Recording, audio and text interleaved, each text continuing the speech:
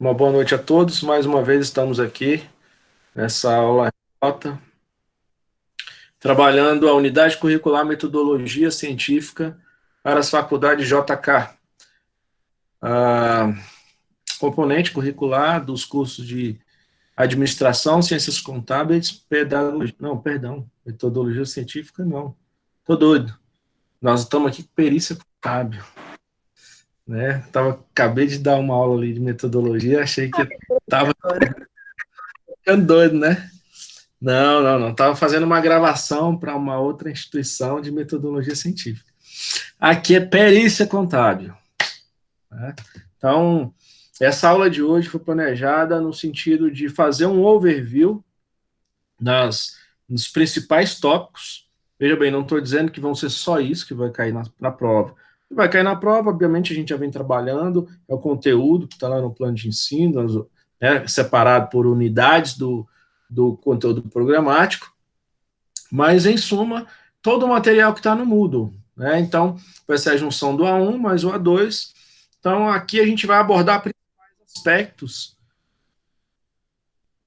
dessa unidade curricular que, ao longo do tempo, venho, né, vendo e percebendo, talvez, aí, alguns gaps que a gente consiga aí sanar as dificuldades de cada um, tá bom?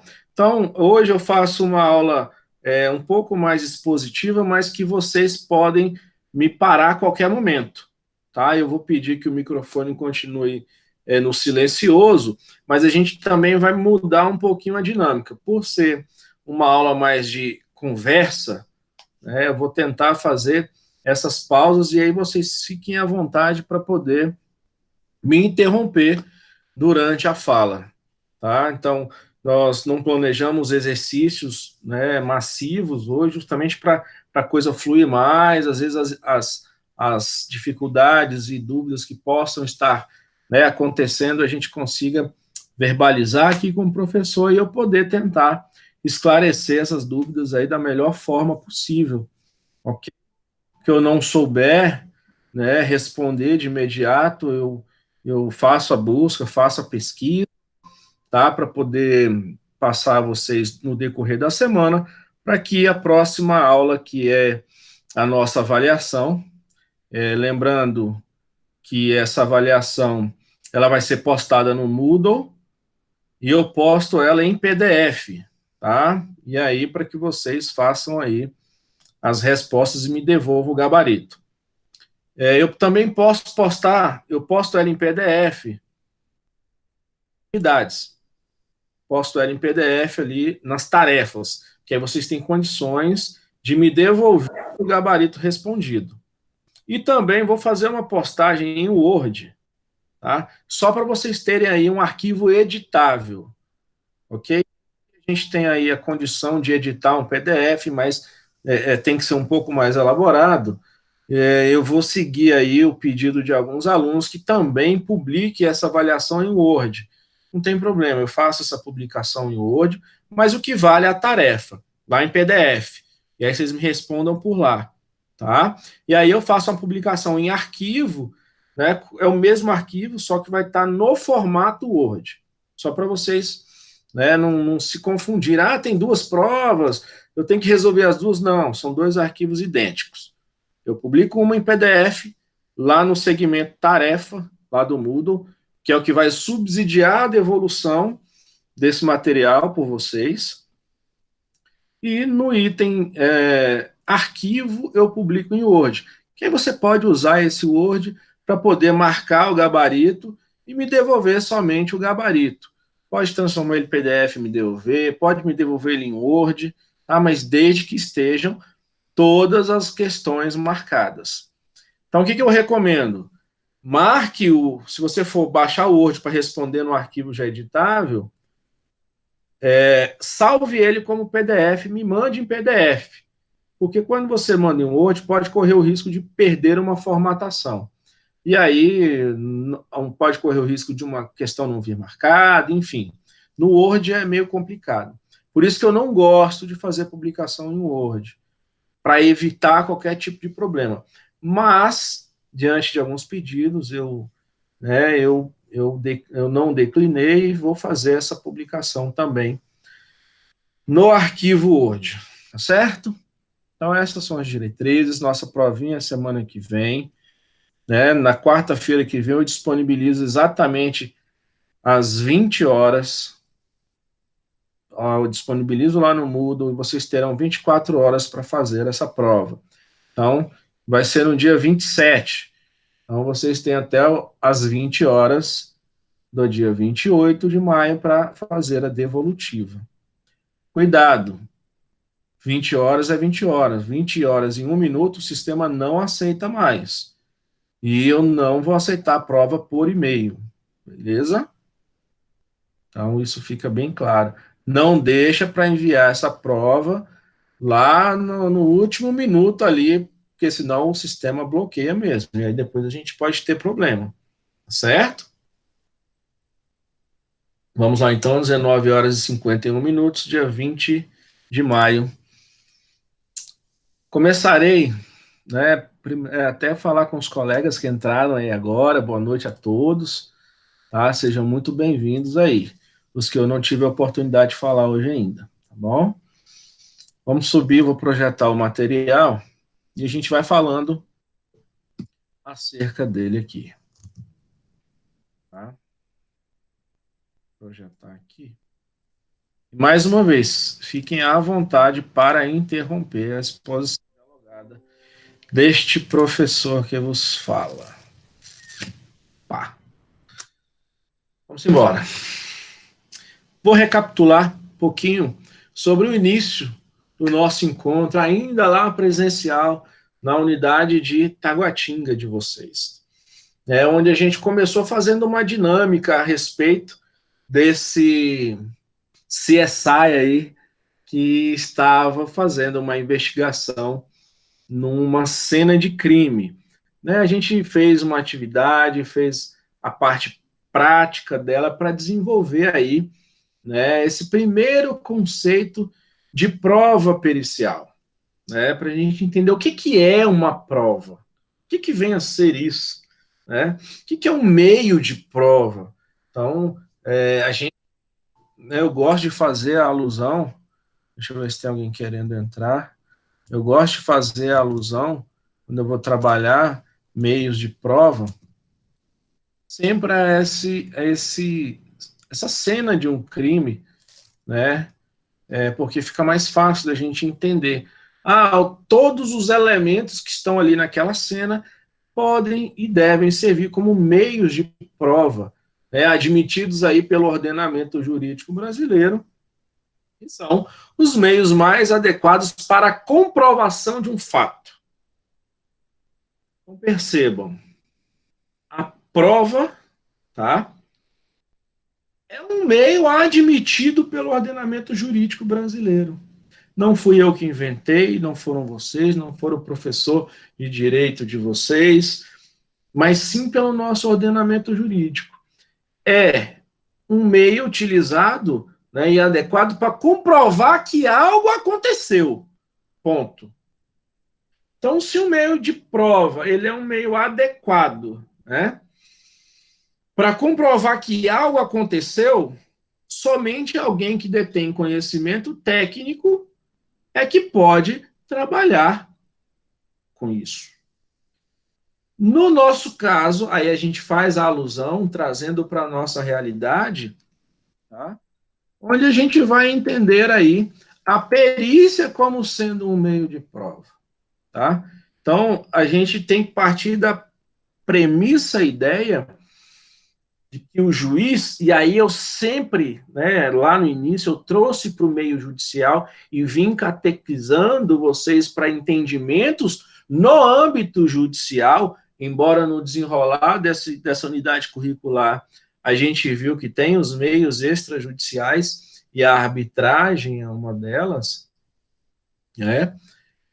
para que a gente configurasse do rito judicial para os outros demais, onde se acontece muito mais o caminho de prova pericial dentro da esfera judicial.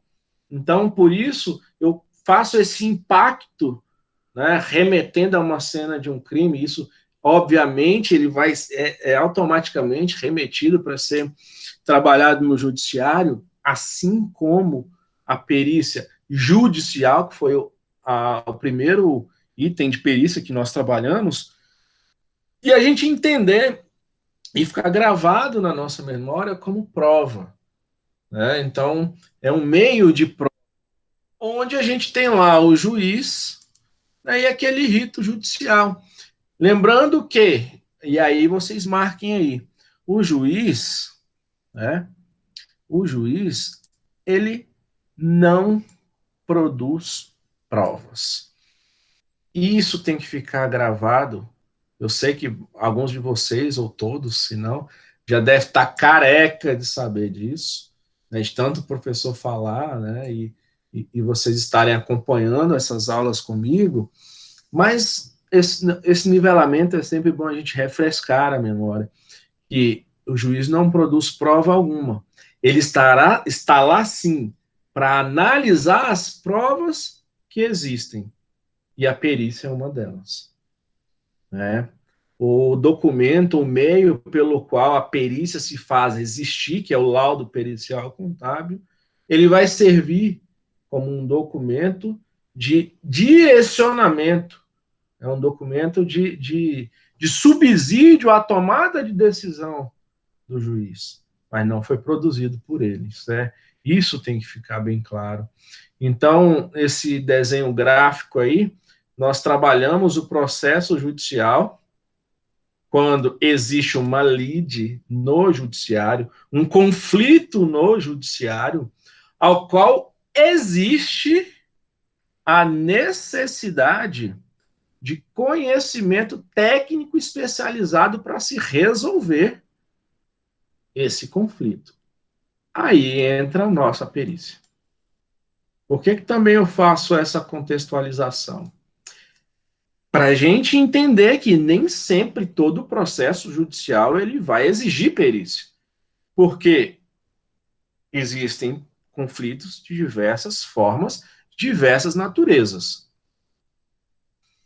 O juiz é quem tem que se sentir confortável para julgar a matéria que é de conhecimento dele. E se por um acaso essa matéria foge dessa alçada, ou ele necessita de um ponto específico para se sentir confortável na sua tomada de decisão, lá no seu julgamento, aí sim existe a necessidade de conhecimento técnico especializado.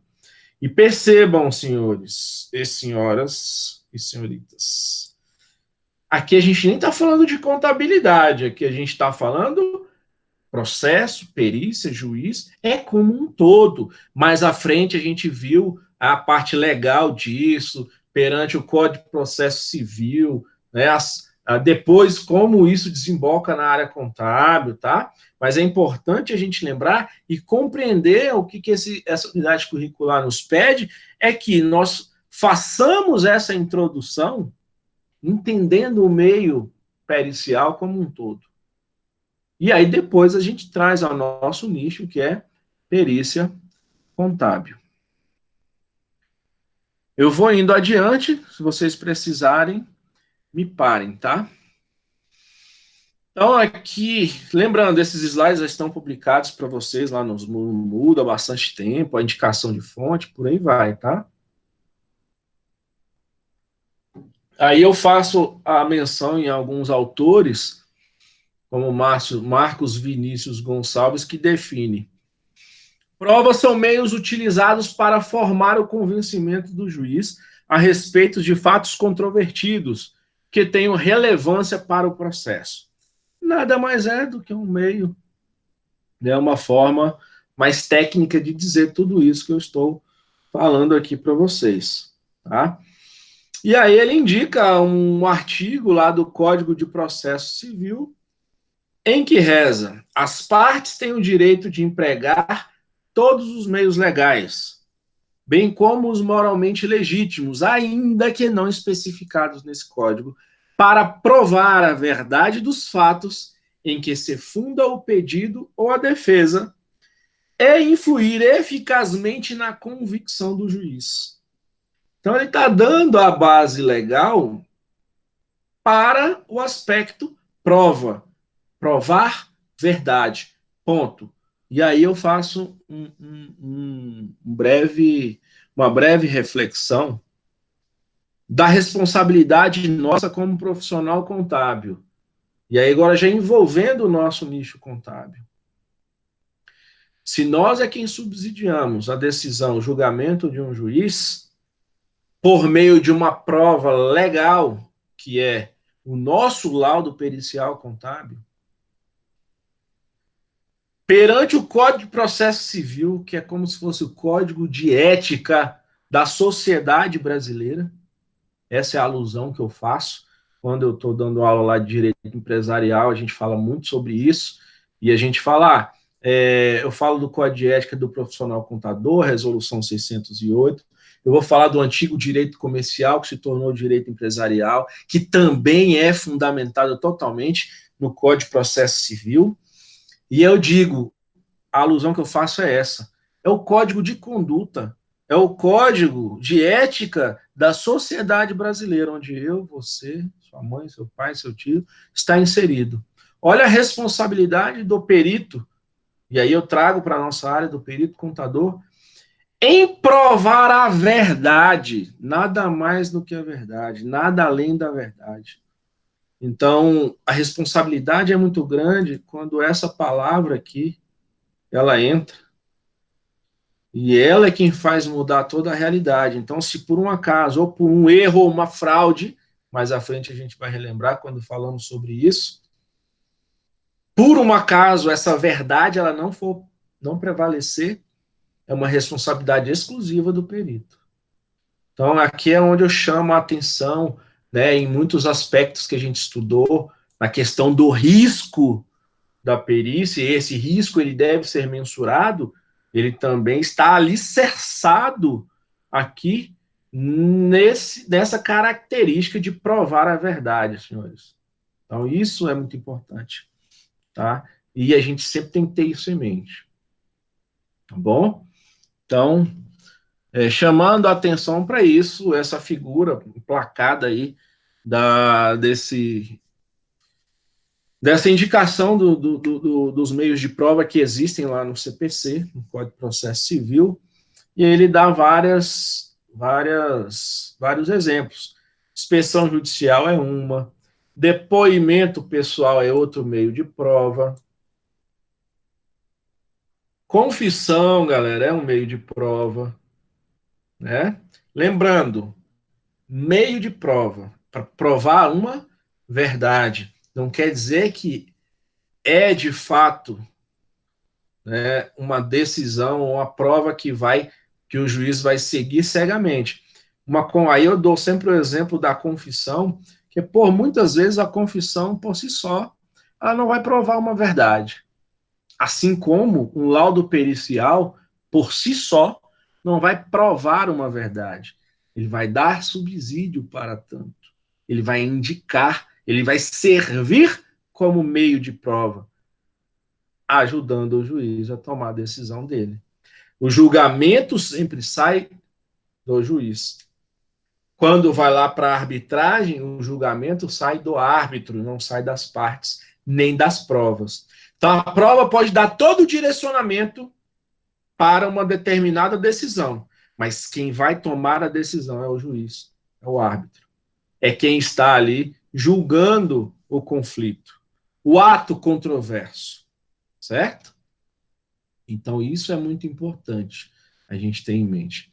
Assim como a exibição de documento é um meio de prova, o próprio documento em si é meio de prova e a nossa perícia está aqui no rol de toda essa galera aqui como sendo um meio de prova.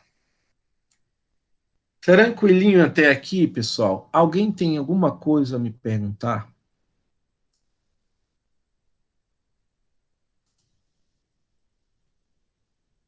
Um de cada vez, por favor,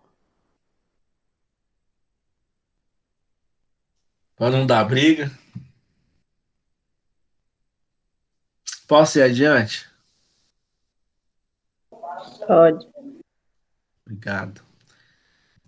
Então, quando a gente relembrou de alguns aspectos importantes, a gente vem segmentando aí as fases da perícia, que envolve fase preliminar, operacional e fase final. Iniciando pela fase preliminar, eu separo aí, e lembrando, isso está lá no documento, está lá na legislação, na NBCT, né, esses 5 itens. Onde, primeiramente, a parte interessada requer perícia, o juiz defere, nomeia, formula quesitos e fixa prazo para entrega do laudo. A partir disso, né, nós também temos as partes formulando quesitos e indicando assistentes, que assistentes são esses? São os assistentes, são os peritos assistentes. E aqui eu faço também uma pausa para a gente relembrar que um perito assistente não é aquele quem assiste ao perito contador, que por muitas vezes pode nos levar, nos remeter a essa ideia pela palavra em si, será assistente, é quem assiste alguém. É de fato quem assiste alguém, mas não é um profissional que assiste ao perito contador, e sim assiste às partes. E a gente entendeu aí mais à frente qual o papel desse perito assistente. E ali dentro da fase preliminar tem a notificação do perito e tem o perito propondo os honorários e requerendo o depósito. Professor, que depósito é esse que eu não lembro? O depósito judicial. Lembra lá? O perito propõe honorários, estando de acordo, ele já requer o depósito judicial. Esse dinheiro, né, vai ficar guardado lá na justiça, perdão, para ser levantado, e essa é a terminologia correta, para ser levantado quando a entrega do laudo. Tá joia? Deixa eu ver, apitou aqui, deixa eu ver se tem alguém querendo entrar. Tem. Então, quando da entrega do laudo. Estão enxergando aí o slide?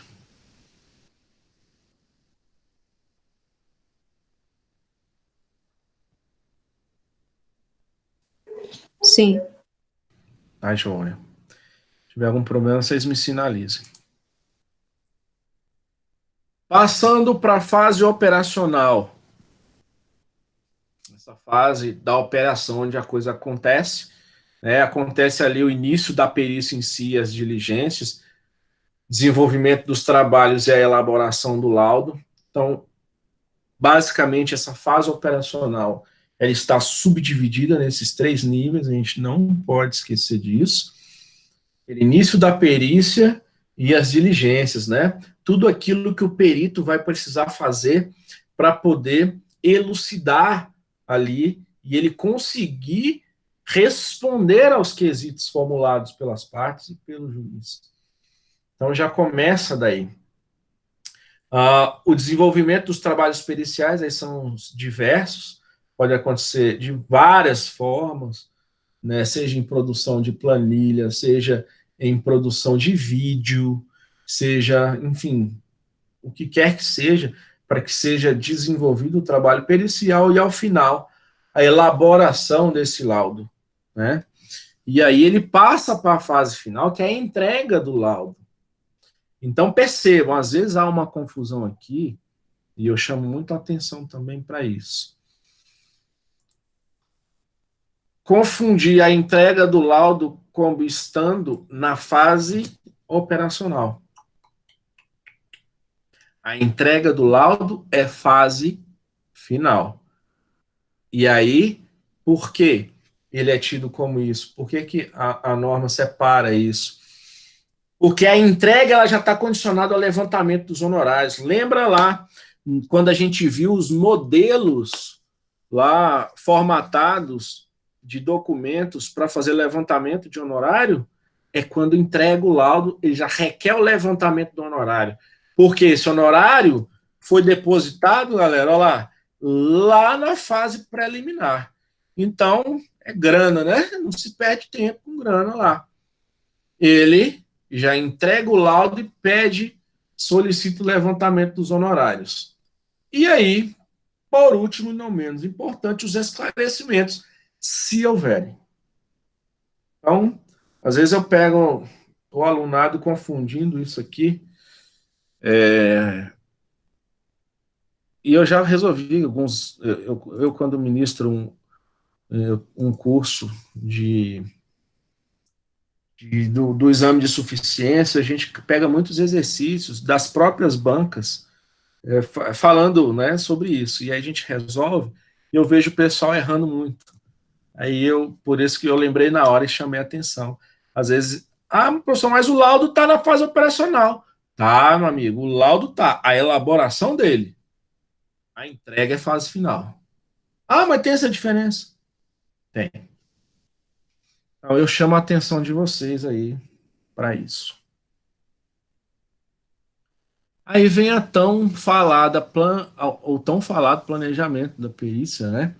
Que é nessa etapa aí que antecede as diligências. E não é para menos que o fato de anteceder as diligências está em negrito, para que a gente grave. Não tem como eu diligenciar sem ter planejado antes. Então, esse planejamento, ele tem que compor as diligências. Por quê? Aí a gente aprendeu o porquê disso. Até porque, senão, eu não consigo nem planejar os honorários, nem planilhar esses honorários para apresentar quando for requerido lá pelo juiz. Então, isso é muito importante, tá? Entender que o planejamento da perícia é essa etapa que antecede as diligências. Um dos motivos elementares é o que eu acabei de dizer a vocês.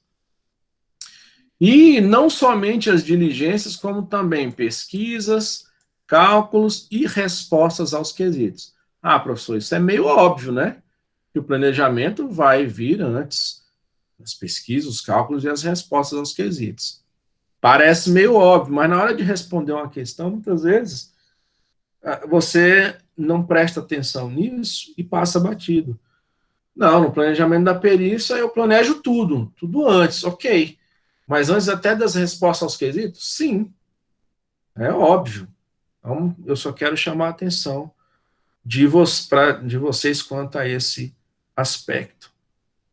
Então, é nesse momento aí que o perito do juízo estabelece a metodologia e os procedimentos periciais a serem aplicados.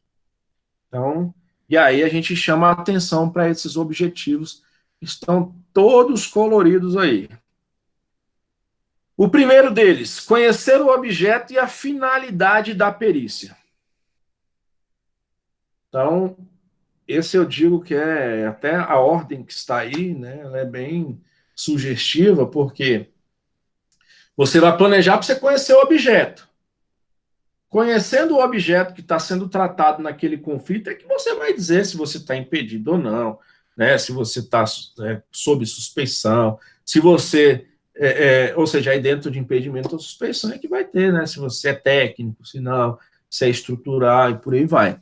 Então, primeiro, conhecer o objeto, né? E assim a finalidade da perícia, a fim de permitir a adoção de procedimentos que conduzam à revelação da verdade. Olha essa terminologia de novo aqui na nossa cara. E eu chamo a atenção mais uma vez. Tudo que conduz para revelar a verdade. Então, faz parte do objetivo, do planejamento. Se é o objetivo da perícia como meio de prova, é óbvio que tem que ser um objetivo, fazer parte do objetivo do planejamento. Ela tem essa finalidade, tá? Que é isso que vai subsidiar o juízo, né, ou o árbitro a tomar a decisão a respeito do conflito. Então, eu gravo aí essa revelação da verdade. Em segundo momento, definir a natureza, a oportunidade e a extensão dos procedimentos.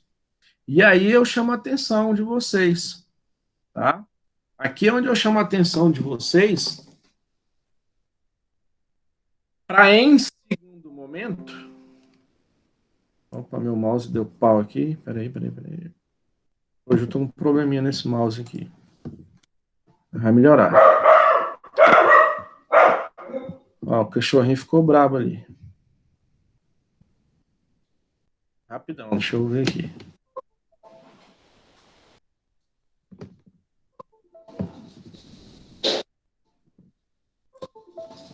Tá difícil. Um problema no USB dele. Mas vamos lá. Esse segundo estágio eu defino assim, né? Definir a natureza, e por isso ele é posterior a conhecer o objeto, porque não adianta eu partir para esse estágio aqui, para definir a natureza, se eu não fui lá conhecer o objeto, se eu não detenho todas as informações dele. Senão eu dou um tiro, né, no escuro e já começo a definir natureza, oportunidade, extensão dos trabalhos, mas quando eu vou ver de fato o que é o objeto que eu estou tratando, que eu estou estudando ali para poder formar opinião e subsidiar o juiz ou o árbitro ou o interessado, quem quer que seja, o meu trabalho não cai por terra, tá? Então isso é importante, essa ordem aqui que eu estou mostrando a vocês. Então, quando eu defino a natureza, a oportunidade e a extensão, eu estou conseguindo mensurar os valores, até o valor que eu vou cobrar, mensurar o volume de trabalho que eu vou ter, tá? E a oportunidade que eu tenho aí, né, de trabalhar com a natureza do objeto que eu vou estudar ali na perícia. Em terceiro momento, estabelecer condições para que o trabalho seja cumprido no prazo estabelecido. E aqui eu chamo a atenção para a palavrinha prazo. Se na nossa vida pessoal tudo é prazo, quem dirá algo que é regido por norma? Contadores, aí eu falo para vocês, esquecendo perícia, esquecendo o âmbito judicial, da área do direito, nós, se deixamos de entregar uma declaração de imposto de renda, multa. Se deixamos de entregar uma DCT, multa. Se deixamos de entregar uma DACOM, DACOM é antigo, né? Tô velho, né? Nem tem mais. Mas tudo bem. Existiu muito tempo a tal da DACOM. Multa. Ok, isso são obrigações acessórias, né? Principalmente na área fiscal. Isso é as multas são muito pesadas. Então, quanto a prazo no meio judicial e no meio pericial, tudo é regido por prazos. Então, depois de conhecido o objeto e a finalidade dessa perícia, definido natureza, oportunidade, extensão dos trabalhos, estabelecer condições para que o prazo seja cumprido. E ele grava aqui, em laranjinha, estabelecer condições para que o prazo seja cumprido. Então, você já vai pensando ali no seu planejamento fatos condicionais para que você consiga cumprir o prazo. O objetivo é o prazo, mas estabelecer as condições para cumprir está no planejamento. Não é simplesmente dizer eu tenho que entregar tal data e estar lá no planejamento da tua perícia. Eu tenho que entregar o laudo no dia 20 de julho de 2020. Não. Isso você não está estabelecendo condições. Agora, você ter um roteiro para suas diligências, um roteiro para atender, responder os quesitos. E aí você, poxa, se são 10 quesitos, eu tenho 10 dias, a minha média é um quesito por dia. Já estou estabelecendo condições para que eu cumpra o prazo. Percebe?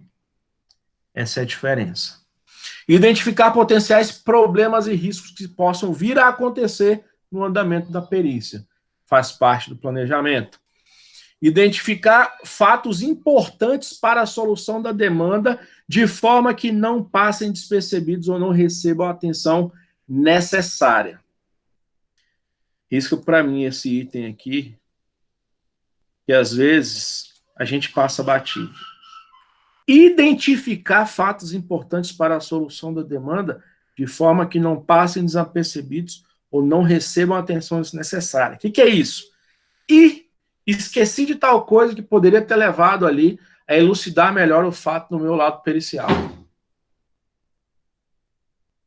E você pode ser contraposto na hora lá que você apresentar o laudo e a parte ou o perito assistente ou o próprio juiz contrapor ali, acostando aos autos uma petição dizendo que você ou não respondeu um quesito em sua totalidade e você teria condições de responder, e você pode responder isso ao processo dizendo que não teria condições, por isso não respondeu, e aí você pode ser submetido a apresentar o planejamento da tua perícia. E lá constar, né, de que você deixou de identificar esse fato. Então, além de não constar do laudo, você pode ser cobrado ali no planejamento da perícia. Então, isso é muito importante. Então, é um risco também, mas, professor, é muito subjetivo isso. Como que eu sou obrigado a identificar fato importante que muitas vezes eu nem sei o que é? Por isso é estar atento, por isso é ter conhecimento técnico apurado, por isso é ter experiência na área. Senão, declara-se impedido de atuar nesse conflito. Todo cuidado é pouco. Identificar a legislação aplicável ao objeto da perícia. Sempre. O fundamento legal, ele deve estar compondo o teu trabalho. Então, não é porque eu acho bonito, não é porque isso vai fundamentar, vai melhorar o meu trabalho somente, mas está na norma. Então, sempre identificar essa legislação aplicável ao objeto da perícia, tá? Sempre. Estabelecer como ocorrerá a divisão de tarefas entre os membros da equipe. Facilitar a execução e a revisão dos trabalhos. Divisão de tarefas, execução e revisão. Anotem aí. Divisão de tarefas, execução e revisão. Porque um perito não trabalha sozinho. Muito difícil. Então, essa divisão de tarefas ela tem que ser organizada. Tá?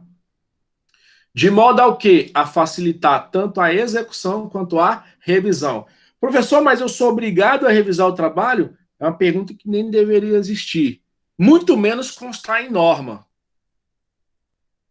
Porque eu, Guilherme, qualquer trabalho que eu faça, que eu execute, que eu elabore, ou que eu conduza, eu sou obrigado a revisar, porque isso vai servir para terceiros.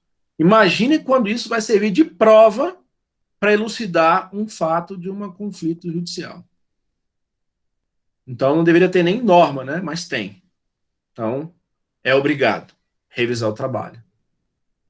Se passar alguma coisa despercebido, você já tem dois aspectos aí no planejamento, não digo nem na execução, né? Para ser chamado a atenção ou para ser, né, revisitado pelo judiciário, se for o caso. Então, essa divisão de tarefas com o objetivo, né? Facilitar a execução e revisão. Isso é importante, beleza? Pausa. Dúvida de alguém? Alguém quer trocar alguma ideia? Faz uma gentileza para mim, até para eu acompanhar depois na gravação desse vídeo. Dá um okzinho, são 20 horas e 24 minutos, e mais de meia hora que eu estou aqui falando. Dá um okzinho para mim aí no chat, né, para que eu consiga interagir com vocês e saiba que até agora tá tudo tranquilo, por gentileza. Ótimo, beleza. Pessoal dando ok aí. Então eu vou dando continuidade, mais uma vez, se sentirem necessidade ou vontade, pode fazer a interrupção, certo? Bora. Riscos, custos e cronograma.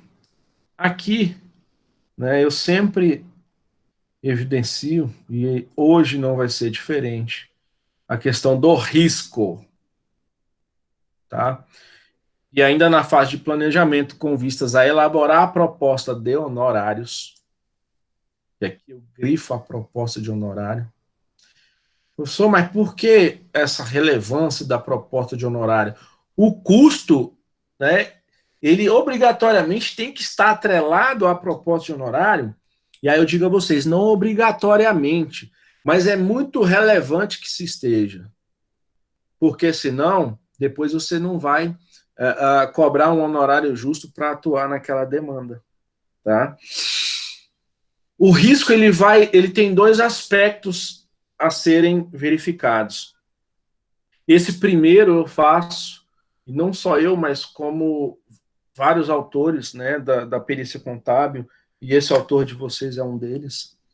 Ele trata a proposta de honorário como primeiro. E em segundo, a questão da responsabilidade técnica. Porque se você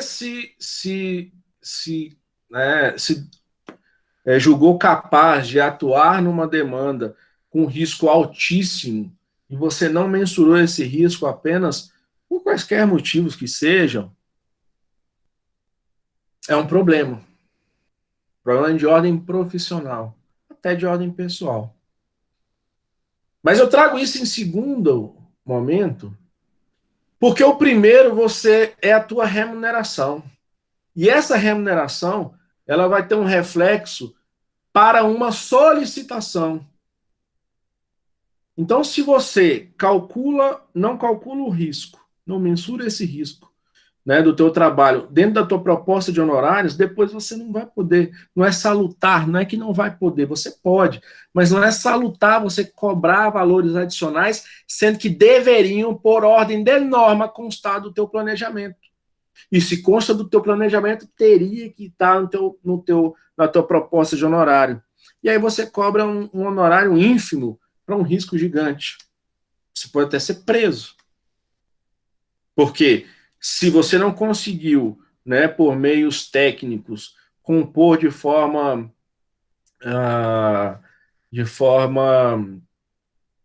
vamos dizer, na sua totalidade, né, com total fidelidade também à proposta que foi tida nos quesitos, não consegue elucidar isso, né, você vai ser cobrado ao final. E se você não conseguir elucidar, você muitas vezes pode ser glosado do teu honorário. O que é glosado do honorário? Diminuído, e depois você abre aí um precedente para ser questionado em juízo, né, até por irresponsabilidade de um laudo pericial totalmente inconsequente. Olha o tanto de reflexo que pode acontecer, né, se você não mensura de fato um risco que talvez você não estaria apto a assumir esse risco.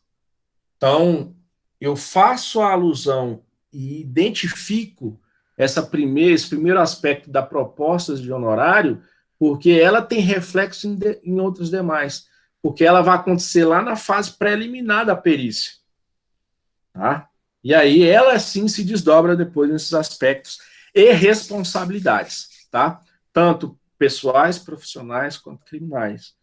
E até na tua demanda de despesa que você vai ter para poder assumir esse risco. Então, quando eu falo em despesa, né, se você pega uma perícia com risco alto e você tem que cada vez mais trazer esse risco para baixo para que você não tenha problemas no futuro, isso incorre-se em despesas. Tá? Então, por isso, eu faço aí esse ponto de atenção para esses aspectos. E aqui a gente entra na parte do cronograma pericial.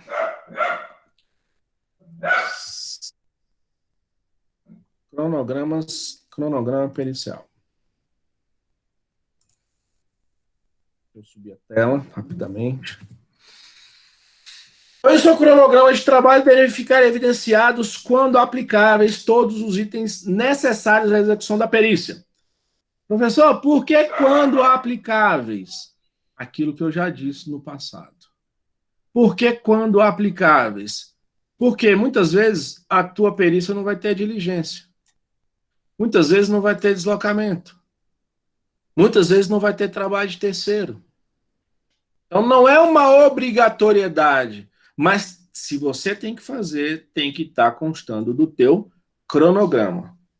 Então fixem isso, tá? Para que vocês não esqueçam. quando a gente fala em cronograma, e esse é um mapa que eu trago para vocês do livro, então, às vezes até o livro não destaca isso, e eu faço questão de destacar. Esse cronograma ele não é engessado. Então, aqui são alguns itens. Professor, mas a minha perícia não tem diligência. Eu tenho que deixar no cronograma de diligência e dizer que eu vou usar 0 hora para poder fazer diligência? Não, não tem que ter nada sobre diligência. Tá? Agora, aí vem uma pergunta. Resposta aos quesitos. Ah, professor, então esse item é obrigatório ter, né? É óbvio, né? Porque a perícia só existe por conta dos quesitos, então você tem que estar no teu cronograma pericial a resposta a esses quesitos. Muito cuidado. Estou falando de cronograma e dizendo quando aplicáveis, mas prazo é aplicável? Sempre. Respostas aos quesitos é aplicável? Sempre. Elaboração de cálculos e planilhas. Eu não vou dizer sempre, mas eu me arrisco até a dizer sempre. Eu acho que eu nunca fiz um trabalho ou na perícia judicial ou extrajudicial, tanto, eu acho que eu nunca fiz nenhum trabalho nem de consultoria que envolva até aspectos, né, periciais, que eu não tenha feito uma planilha, tá? Então eu digo que, contador, né, por favor, tabela, planilha, elucidar, mostrar dados de forma plotada ali para ficar de fácil visualização, comparação, aumenta o grau de comparabilidade. Então, sempre uma planilha, uma tabela, números, né, para elucidar fatos. Então, isso é sempre importante. Então, eu digo que sempre tem que ter no cronograma pericial. E aqui eu trago para vocês, né, gente, vocês lembram lá, tá? Não vou passar item a item, porque eu tenho mais coisas que eu quero conversar com vocês, mas um modelinho aí de planejamento de perícia judicial está lá na NBC, na NPC TP01. Lembrando, é um modelo, tá? Onde temos tempo estimado e real, prazo estimado e real. Prazo real, né? O que não tiver no processo, você pode, desde que não ultrapasse a gente chama de deadline, que é o prazo fatal, desde que não ultrapasse o prazo fatal do processo. Mas prazos que você tem aí que não são determinados em juízo, o real você mesmo pode determinar. Estimado, obviamente, é sempre você quem determina. Né? Tempo estimado e real, o estimado você determina, o real que você de fato, né, gastou. Então, até para você acompanhar se o que você planejou aconteceu. É assim que a gente faz acompanhamento de qualquer tipo de planejamento.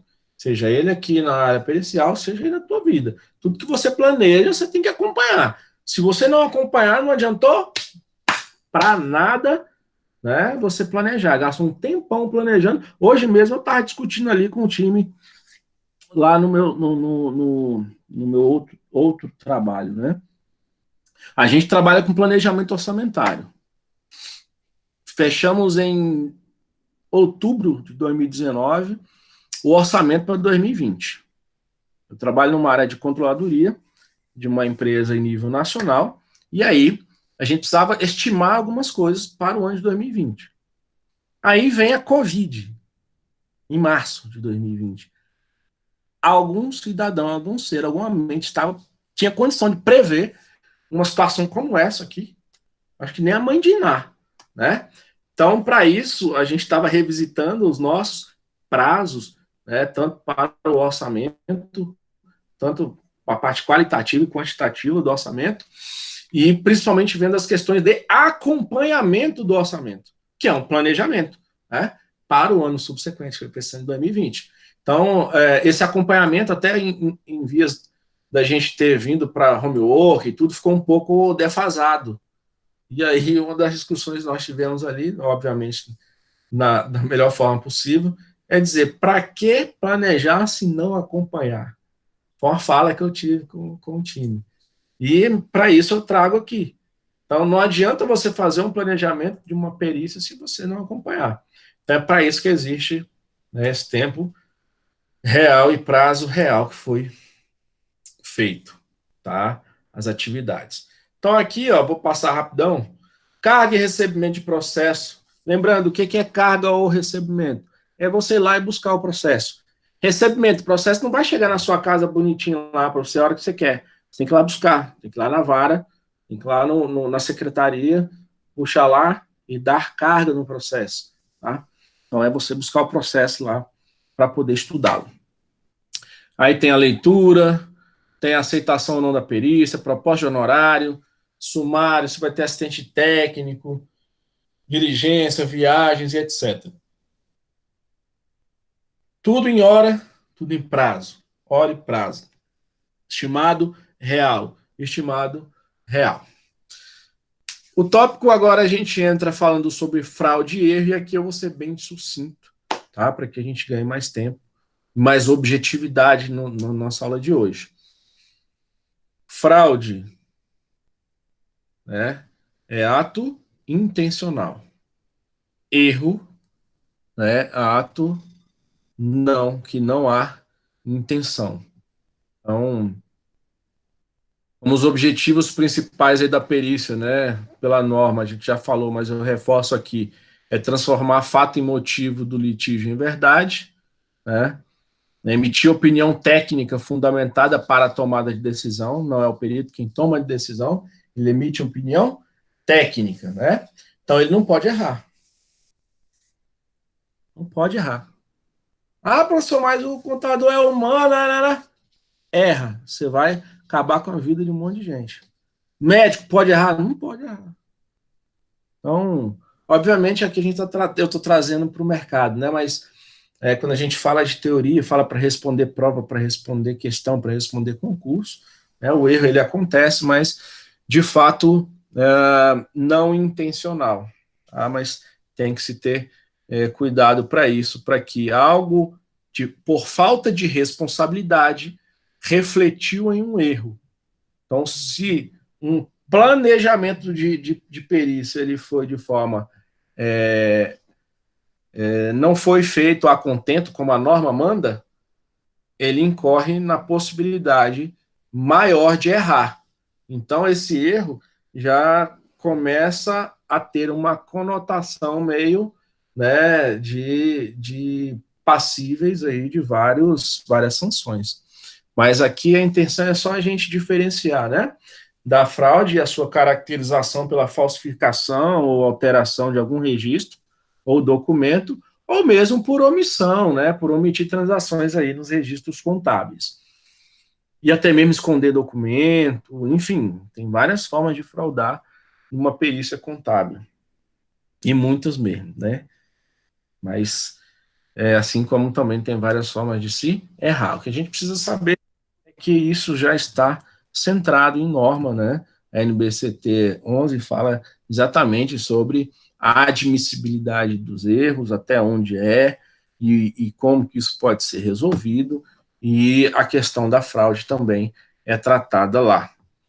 Tá? Ele vai elencar algumas formas de fraude, algumas formas de erros. Então, para isso, vocês têm um material para depois dar uma consultada.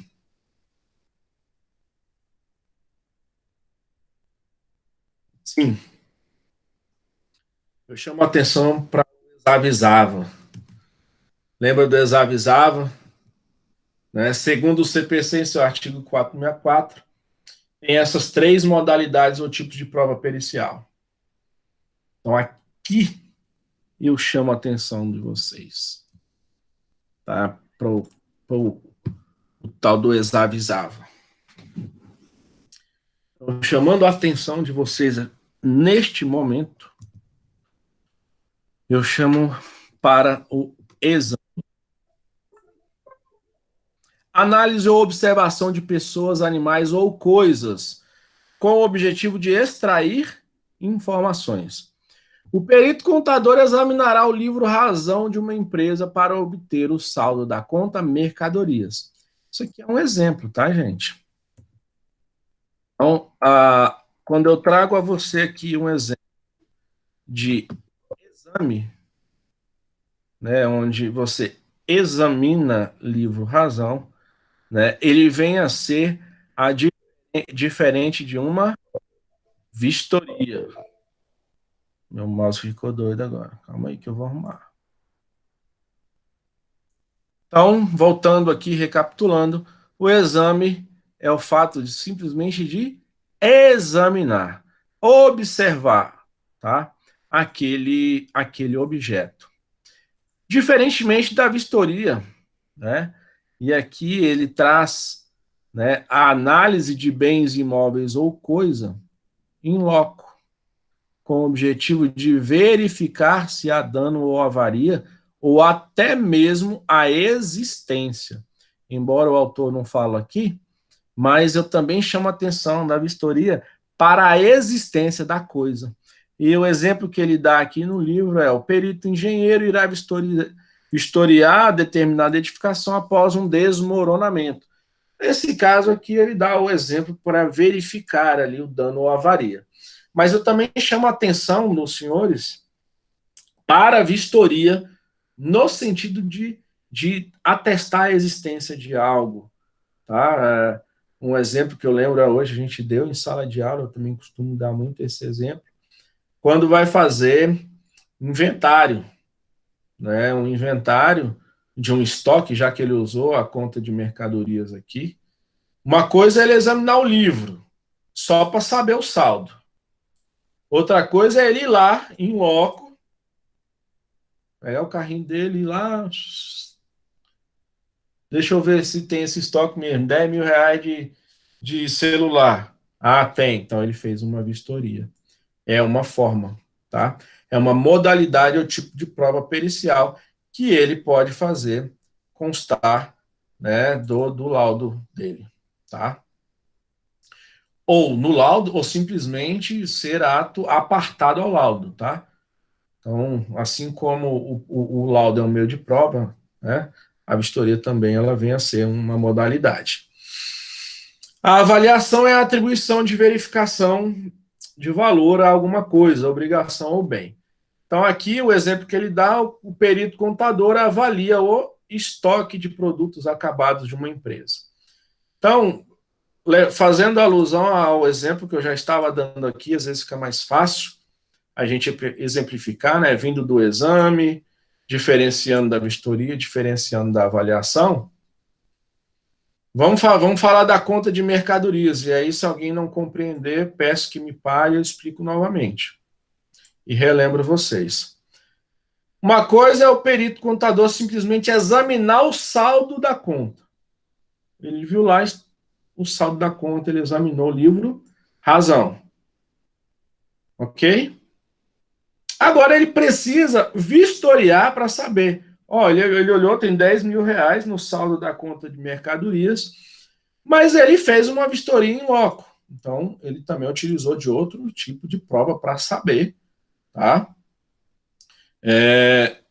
E, né, de forma até atestar com mais credibilidade o valor daquele livro razão, do saldo naquele livro razão. E mais ainda, ele foi lá e olhou, de fato, a conta de mercadorias tem 10 celular. 10 celular vale R$ 1.000, ok. Então eu examinei, eu vistoriei. Poxa, mas lá tem um iPhone 11. Já estou fazendo a avaliação. Eu sou a pessoa capacitada para isso? Não sou. Vou trazer uma pessoa que entende de celular, se quiser emitir um laudo para mim, e dizer, ó, o iPhone 11, ele não custa R$ 1.000. O celular desse está na faixa de, sei lá, 7 mil, 8 mil reais um celular desse. Então, esses 10 mil reais na contabilidade está meio esquisito. Enfim, só para vocês perceberem a diferença. Exame, vistoria e avaliação, tá? Que também serve de prova pericial, tá? E é admitido também no nosso ordenamento jurídico. Então, isso é importante a gente lembrar dessas modalidades que podemos atrelar ao nosso laudo pericial quando se quer aí um conhecimento técnico de profissionais especializados para tanto. E até agora, pessoal, tranquilo? Querem trocar uma ideia?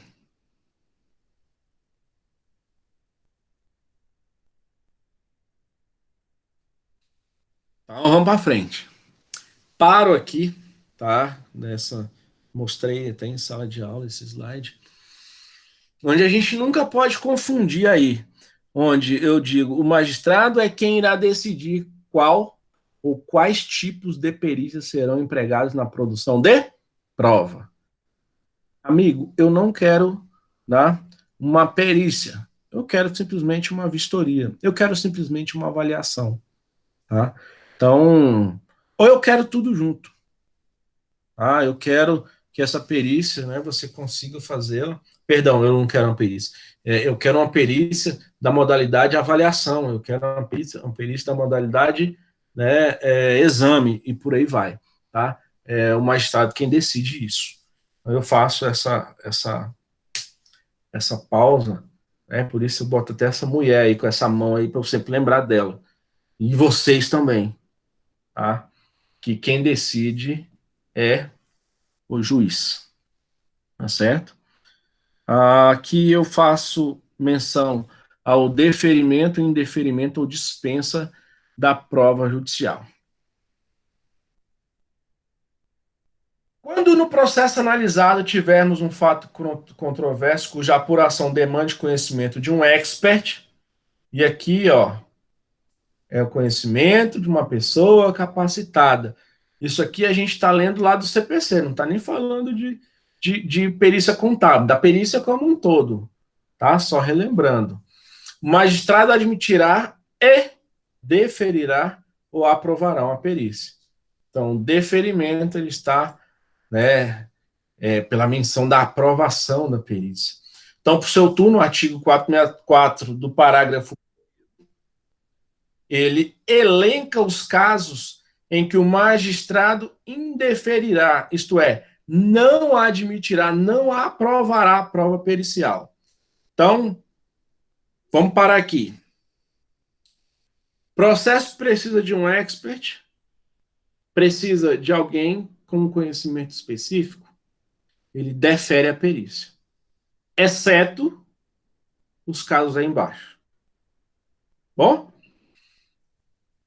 como é que são as exceções? Quando a prova do fato não depender de conhecimento especial de técnico. Professor, mas é óbvio, como é que um CAPT lá em cima vai entrar em divergência com uma linha de um parágrafo? Está na norma. Eu tenho que mostrar a vocês. Parece meio besta, né? Mas a própria prova está dizendo, né? Se necessita de um conhecimento específico, eu, juiz, posso deferir. Exceto quando eu não preciso. Está na norma, eu preciso passar a vocês. Outra exceção, quando for desnecessária em vista de outras provas produzidas. Exemplo, aqui entrou em conflito uma causa para poder julgar sobre o valor de uma determinada empresa. Vou precisar de uma perícia contábil. É óbvio, o juiz não pode determinar, ok. Mas vá que existe uma outra prova maior ainda, né, na visão do juiz, que dê a ele mais conforto para decidir sobre a causa. Ele pode usar outra prova. Tá? Ele pode usar outra prova e não admitir prova pericial. Beleza? E quando a verificação foi impraticável, quando eu expliquei isso a vocês à época, foi no momento que houve até um dilúvio em São Paulo, e a gente deu ali ao exemplo daquela Lamborghini que ficou, né, debaixo d'água lá de um prédio, né, um carro de quase 3 milhões de reais, e a gente deu exemplo, né? Se fosse fazer ali, pedir uma perícia, uma verificação em loco, né, quem é que ia entrar para dentro daquela água lá para ver se o carro estava lá ou se não estava? Né, ele iria poder ver outros meios. Né? Então, foi um exemplo que eu dei da verificação, né? Ela for impraticável. Deixa eu ver se tem alguém querendo entrar. Tem. Vou liberar aqui. Então,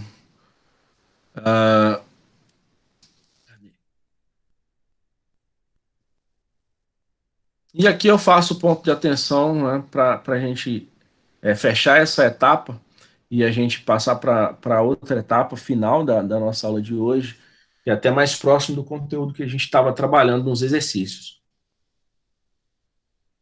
Prova pericial, ela costuma ser cara, né? Elaboração complexa, portanto, vai refletir ali no aspecto financeiro, tá? Então, não é sempre que ela é utilizada. Por muitas vezes, o juiz até, ele se furta de fato exigir uma perícia por entender que às vezes a perícia vai sair mais cara que o processo, né? Então, ele também verifica isso, tá? Uma perícia não é barata, seja ela de uma baixa complexidade, mas ela até, eu falo baixa complexidade até de forma equivocada, mas de menos complexidade, tá? Não falo de baixa, de menos complexidade, porque ela sempre vai ser complexa, ela sempre vai exigir aquela responsabilidade pela verdade, aquela responsabilidade de um profissional técnico, de alguém que detém um conhecimento específico em alguma coisa. Então, ela pode ser de menor complexidade a maior complexidade, mas sempre vai ser complexa. E essa complexidade, então, ela vai ensejar aí em valores, né, relevantes a serem percebidos pelo profissional. Então, gosto sempre de falar que não é sempre que a perícia vai ser utilizada, porque de fato envolve aspecto monetário de alta relevância. Tá? Então aqui eu nesse momento e a gente vai passar para um outro tópico, tá? E aí eu gostaria também de pedir a vocês que dessem um ok no chat para mim, ou me mandem uma pergunta, né, só para eu ver se está tudo ok, se vocês estão acompanhando bem. Legal, Kathleen, Keila, Daisy, Maiane, Eduardo, Inês. Joia. Então, são exatamente 20 horas e 52 minutos. Eu tenho mais alguns pontos que eu gostaria de ver a vocês. Seja bem-vindo, José. Vamos daqui para frente, tá? Que eu gostaria de chamar mais atenção aí, né? Principalmente para a resolução das nossas da nossa avaliação, que eu chamo de nossas, mas é a 1 e a 2, né? Então, embora estaremos fazendo um único documento, mas é avaliação e ela vai conter ali tudo que a gente viu, né, no nosso semestre, né? Então, eu gostaria de chamar a atenção para a leitura pausada, tá? Obviamente, vocês vão estar com o subsídio de pesquisar. Então, pesquisem com calma. A prova de vocês não tá difícil, tá? Mas vai exigir aí um pouquinho de raciocínio, relembrar aqui das aulas do professor. Vocês vão conseguir, né, assistir aos vídeos que foram publicados no Moodle. Eu acho que o da semana passada eu não publiquei ainda, porque foi uma semana bem conturbada para mim, mas eu prometo que, né, eu já publico junto com essa aula de hoje também, que vai dar um reforço maior para que vocês respondam as questões, mas sejam responsáveis, lembrando que esse propósito meu com vocês aqui não é responder questão, mas sim que o conhecimento fique. E que lá na frente, quando vocês estiverem lá no mercado de trabalho, vocês de fato, poxa, isso aqui o professor falou aquela época, eu estudei sobre isso, ele indicou alguns artigos, ele indicou lá um autor que eu fui atrás, eu busquei, eu pesquisei, a prova me fez fazer busca dessas informações, e a gente não está aqui para reprovar ou para aprovar ninguém, né? Eu acho que, eu costumo sempre dizer, quando eu falo de avaliação, a gente deve se avaliar. Espera lá, o que eu estou fazendo aqui? Qual que é o meu propósito aqui? É aprender, né? Então, e buscar essa base de conhecimentos e aplicar para a minha vida. O que eu vou levar daqui? Tá? Então, eu gosto de chamar sempre a atenção para esses momentos de avaliação, para que a gente reflita. E, poxa, não aprendi muito, mas eu tenho certeza que alguma coisa ficou. Também a gente não deve ficar aí se martirizando, tal coisa foi difícil. Existem N motivos para eu não ter aprendido da forma como eu quis. Assim sou eu na minha vida como professor, como controller, como empresário, né, como consultor, como pai, como filho, como irmão. Assim é vocês na vida de vocês. Muitas vezes a gente não vai conseguir aprender da maneira que a gente quis e não vai absorver o conhecimento em sua totalidade. E nem eu tenho essa pretensão aqui, mas a pretensão de que algo relevante fique para a vida de vocês. A avaliação, ela é consequência. Ela é consequência do trabalho que fizemos juntos. E para isso eu quero estar junto de vocês, tá? Tanto é que eu me disponibilizo aí no Moodle. A gente está nesse momento complicado, eu sei que é difícil, né? Tudo novo, passando aí por N problemas para poder assistir uma aula, conexão, equipamento. Às vezes assisto do celular, eu não consigo, né, ter bastante atenção nessa metodologia, mas é o que temos e a gente tem que se virar com o que tem, tá? Seja para uma necessidade que a gente possa passar financeiramente, seja para uma necessidade que a gente possa passar psicologicamente, nos quesitos amorosos, nos quesitos cognitivos, enfim, a gente tem que usar das ferramentas que a gente tem. Então, eu gostaria de chamar a atenção para isso e que fizessem essa avaliação. Muito mais do que um A1, do que um A2, mas uma avaliação, uma autoavaliação. Então, quando você estiver fazendo essa prova, que eu tenho aí os meus conceitos, né? Eu sou da área também, da área pedagógica, eu tenho alguns conceitos meus pessoais sobre esse tipo de exame, né? E eu compartilho isso sempre que eu posso. Eu trabalhei numa instituição, trabalhei no Senac, né? Fui instrutor de um curso técnico de contabilidade de algumas unidades aqui de Brasília. Trabalhei no Gama, trabalhei na Asa Sul, enfim, algumas unidades do Senac. E lá a gente não tinha prova. A gente passava algumas provas, mas não era institucional a prova, porque quem avaliava o conhecimento era o professor com o aluno, né? Então, a gente nem era caracterizado como professor, mas como um instrutor. E eu que dizia se você, fulano ou ciclano, estava apto para aquele componente curricular. Então, é mais isso, né? É essa verdade minha com vocês. Está apto ou não? Não tinha nem mensuração de nota. Então, é mais a pessoa, o facilitador, que no caso sou eu, e aquele facilitando. Então, essa metodologia é muito gostosa, mas não é a prática aqui nas instituições de ensino superior, muito menos aqui no JK, mas essa é a minha, essa é a minha visão. E eu quero externar isso para vocês. E as minhas provas são assim, é para entender a tua aptidão sobre determinado assunto, sobre determinado conceito. Muito mais do que de 1 a 10, para mim, se você tirou um, mas absorveu tudo, né, eu acho que isso é válido. Se para essa instituição que segue normas brasileiras e tem que metrificar isso, esse um para ela não vale, que você seja reprovado, mas o conhecimento ficou.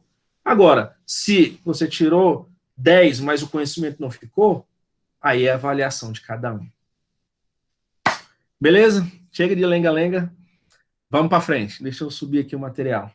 Senão eu falo demais. Dei meio que uma viajada aí, né? Mas é bom dar uma viajada de vez em quando.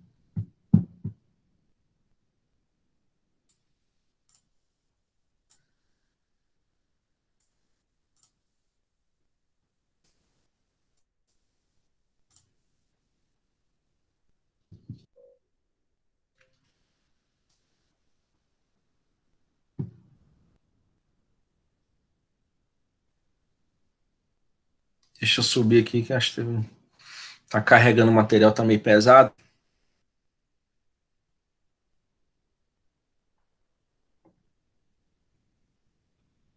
Mas vai dar certo.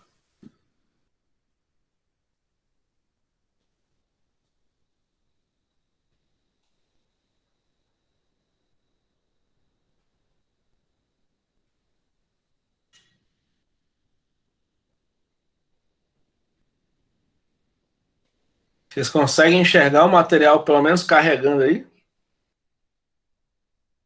Sim, professor. Ainda não. Vai subir o material aí. Porque a internet tá meio. Deixa eu fechar e abrir de novo.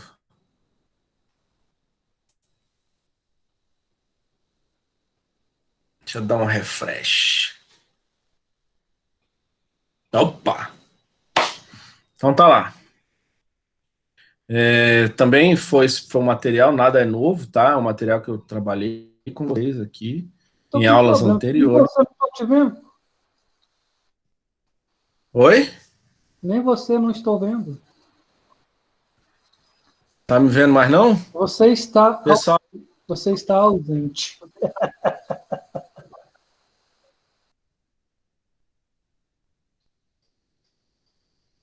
mas estão vendo aí o material?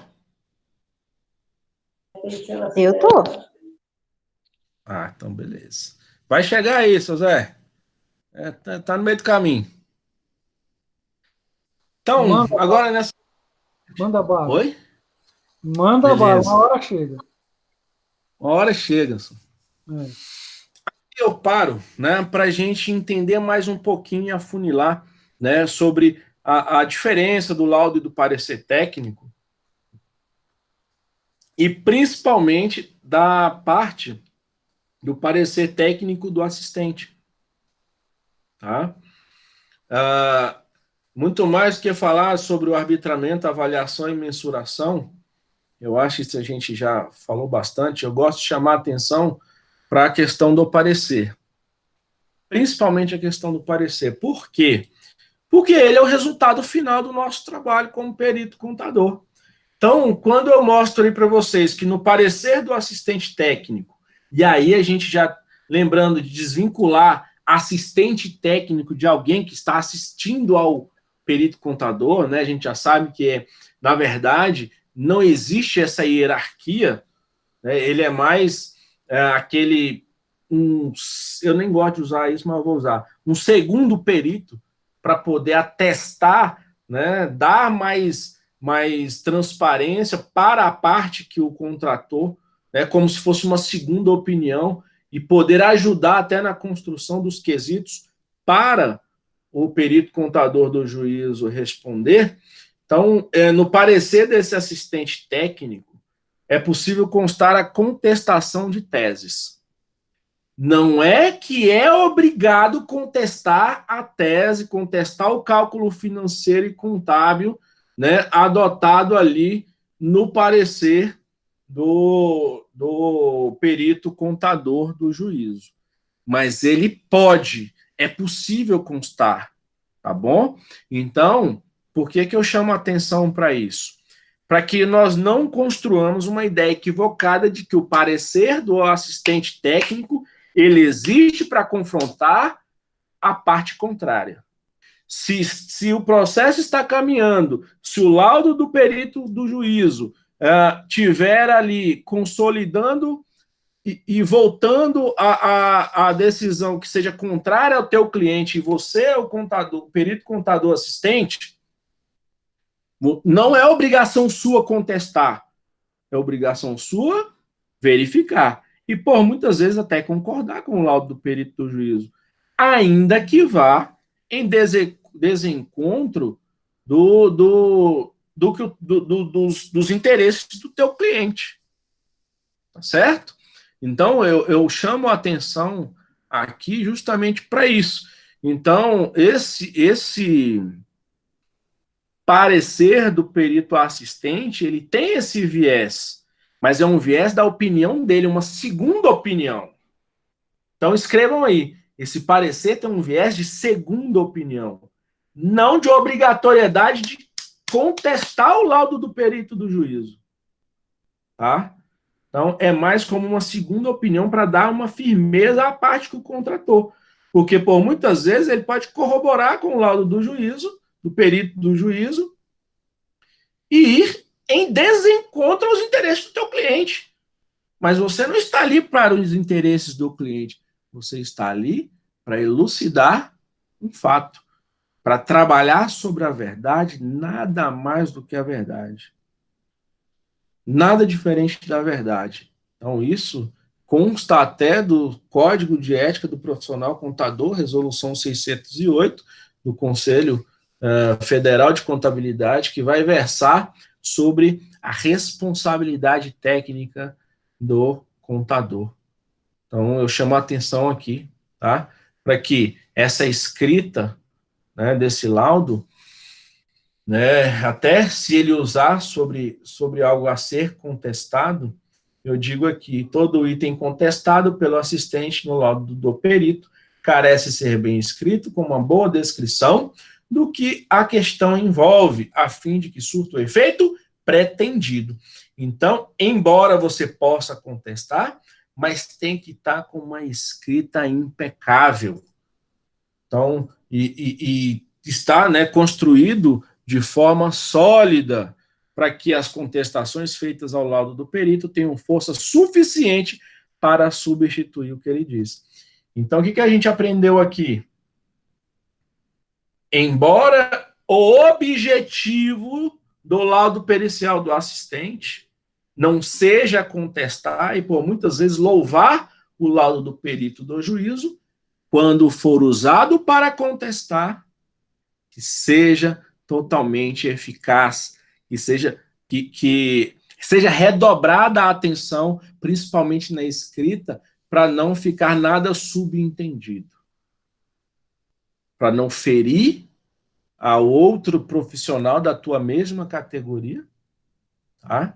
E para que você, de fato, seja objetivo em simplesmente se ater àquela contestação, aquele item que você não concordou do laudo do perito do juízo, tá? E como item importante, seguindo essa esteira, se com isso começar a valer a tese do assistente, ganhará a parte que este representa. Estará, assim, o assistente técnico satisfazendo a incumbência de que lhe foi conferida. Recapitulando, o laudo do perito assistente contestou o laudo do perito do juízo, e por muitas vezes ele abarcou, e a contestação foi, né, tida como de bastante relevância, né, ele cumpriu o trabalho dele, que não foi contestar, mas sim, né, satisfazer aquilo que lhe foi conferido, que é revelar a verdade. Ponto final. Isso tem que ficar bem claro para vocês. Tá? E voltando, em outro aspecto desse momento que eu tive com vocês,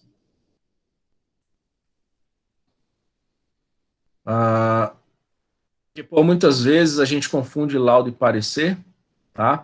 Lá no âmbito do direito, o trabalho escrito pelo assistente técnico sobre os fatos da perícia e o entendimento destes sob o prisma da técnica e da ciência, mais referências que faz ao laudo do perito, é chamado de parecer, de acordo com o CPC.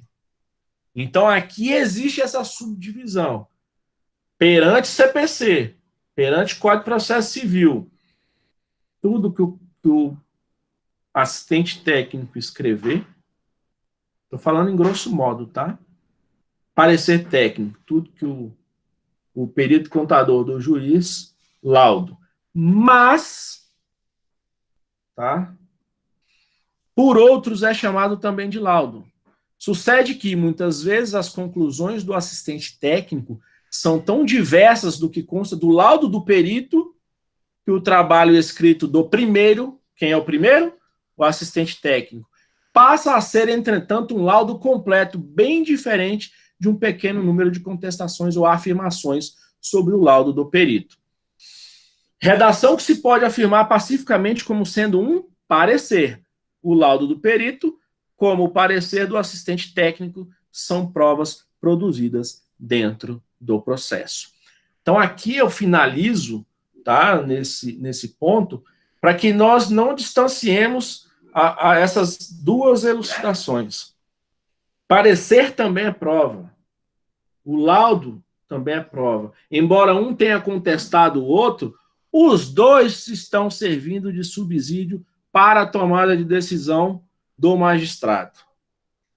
Isso tem que ficar bem claro para vocês. Beleza?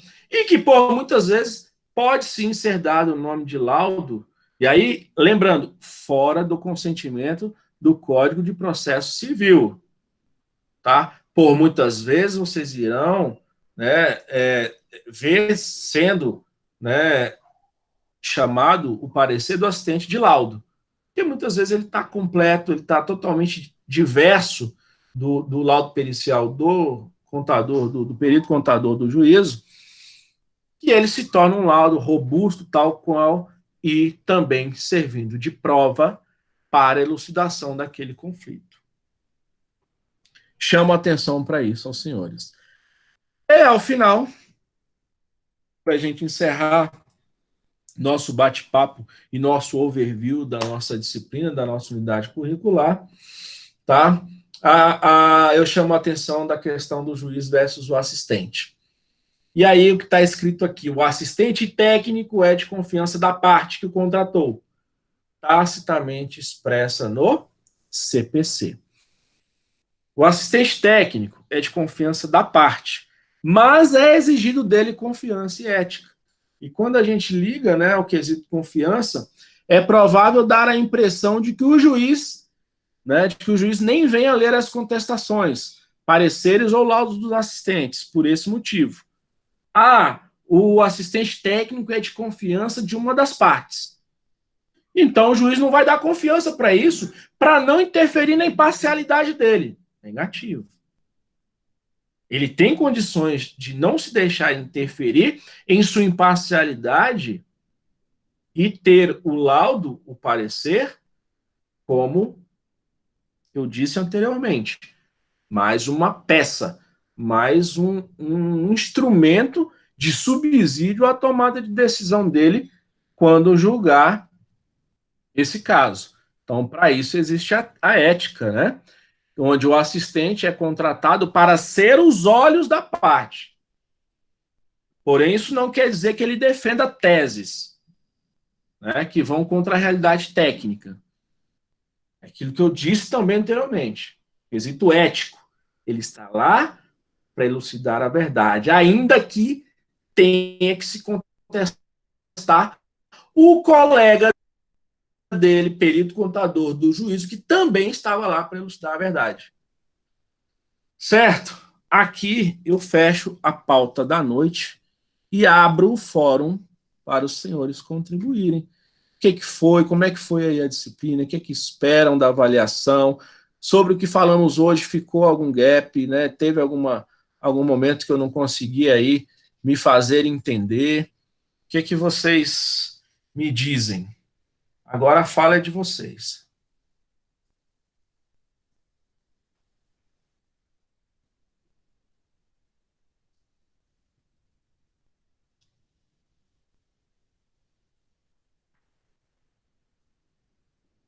Clique. Olha o grilinho aí. Me conta Um de aí. cada vez para não ter briga. Show.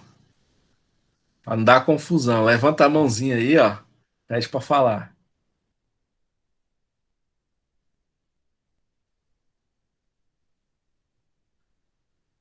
Não acharam nada? Tá tudo beleza, tá tudo ok. Estão plenamente satisfeitos.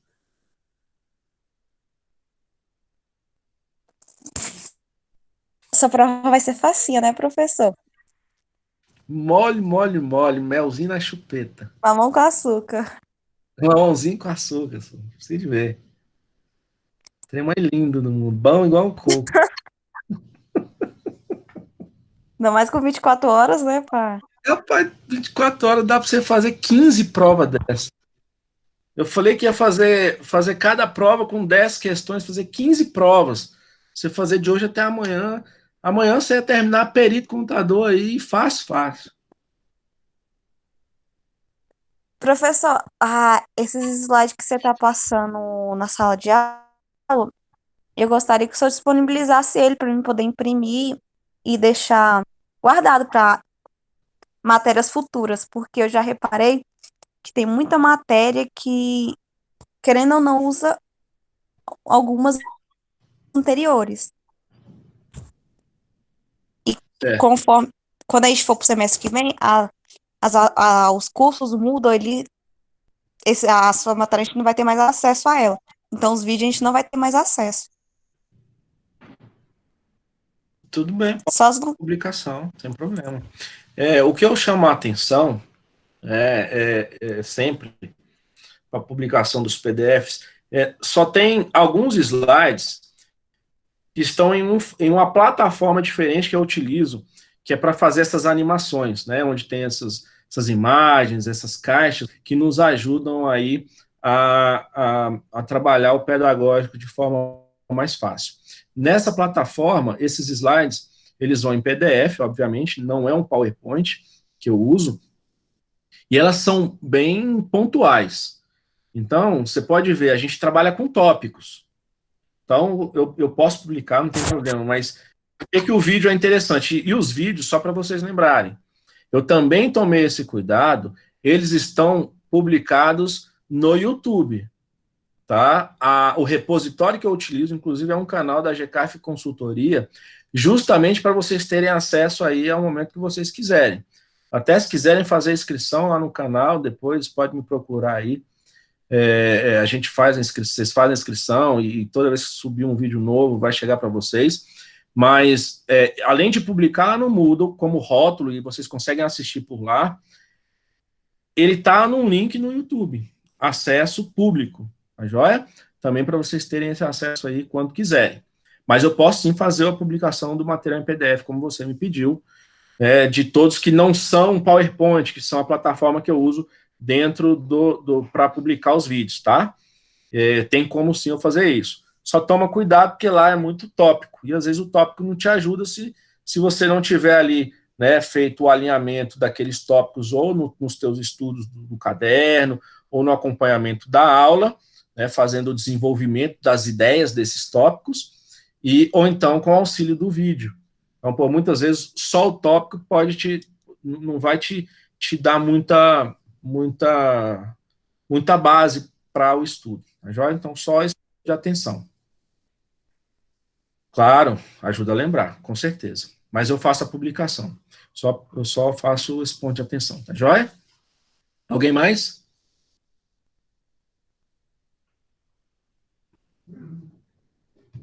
Então é isso, pessoal. Fica aqui à disposição, quem quiser trocar uma ideia aí, né? Via Moodle, ou aqui mesmo na sala. Aos demais ficam liberados, só os meus agradecimentos aí por estarem mais uma vez aqui. Espero o quanto antes poder encontrá-los aí presencialmente. Boa noite a todos. Boa noite, obrigada. Até logo.